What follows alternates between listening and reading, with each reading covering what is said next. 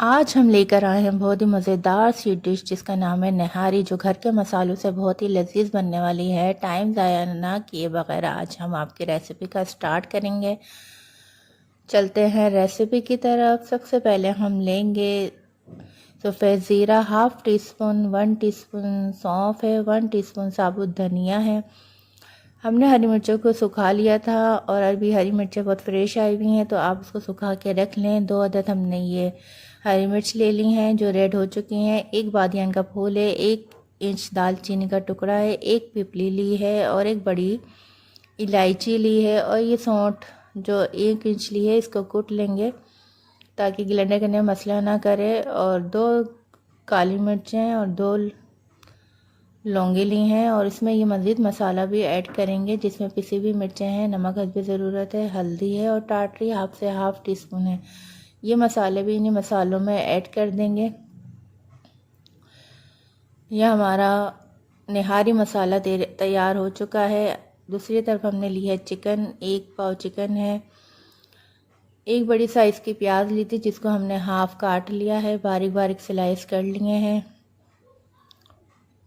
ادرک اور ہری مرچیں بھی باریک سلائس کر لی ہیں جو ہم آدھی پکتے میں ڈالیں گے اور آدھی گارنش میں یوز کریں گے۔ 2 ٹیبل اسپون بھر کے ہم نے آٹا لیا ہے، اور یہ وہ مسالہ جو نہاری مسالہ ہے، اس کو آپ بنا کے سٹور بھی کر سکتے ہیں۔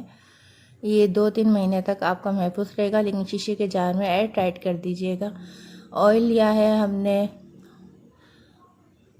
1 کپ آئل ہے، اس میں 1 چمچہ لہسن ادرک کو سوتے کیا ہے۔ اسی دوران ہم نے پیاز ڈال دی ہے۔ پیاز جب تک ہماری براؤن ہو رہی ہے، دوسری طرف ہم جو ہے پانی میں آٹا گھول کے رکھ دیں گے۔ ٹائم کی بچت بھی بہت ضروری ہے اس طرح، اور ویڈیو ہماری بہت لمبی ہو جاتی، اس لیے شارٹ آپ کو دکھا رہے ہیں۔ چکن ڈال دی ہے۔ چکن کا جب کلر چینج ہو جائے گا تو اس میں ہم ڈالیں گے جو ہم نے مسالے پیسے تھے، نہاری مسالے، گھر کا نہاری مسالہ جو ہم نے ریڈی کیا تھا وہ اس میں ڈالیں گے، اور اچھے سے ہم اس کی پھر بھنائی کریں گے تاکہ ہمارا مسالہ اچھے سے سوتے ہو جائے، اور جو اس طرح کی کنڈیشن ہمیں چاہیے تھی سالن کی وہ ہماری نہاری کی ریڈی ہو جائے گی۔ اب ہم اس کو تھوڑا سا ڈھک کے رکھیں گے تاکہ ہماری چکن بھی گل جائے۔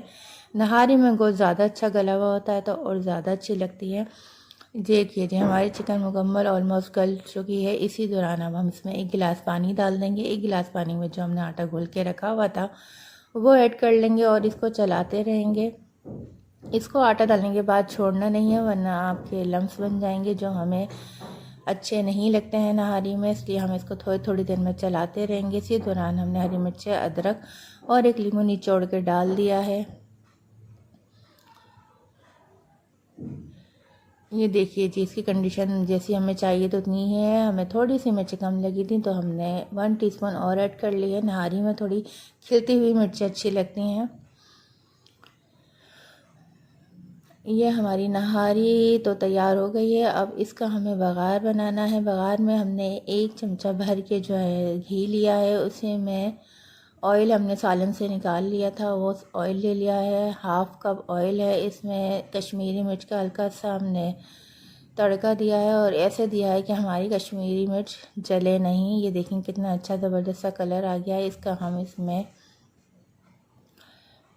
نہاری میں اس کو ہم ڈال دیں گے،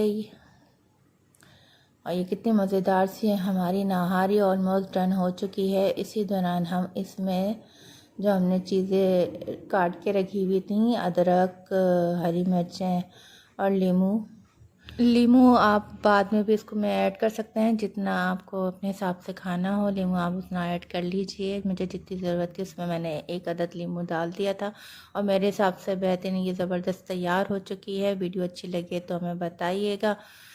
ملتے ہیں اگلی ریسیپی پہ، جب تک کے لیے اللہ حافظ، دعا میں یاد رکھیے گا۔